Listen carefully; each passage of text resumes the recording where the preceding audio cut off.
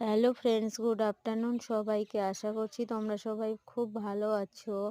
তো বন্ধুরা, দেখতে পাচ্ছ চারিদিকে শুধু জল আর জল, কারণ আমরা একটা বিয়ে বাড়িতে যাচ্ছি বোটে করে নদী পথে। তো সেখানে 4-5 ঘন্টার রাস্তা, 4-5 ঘন্টা বোটে যেতে হবে।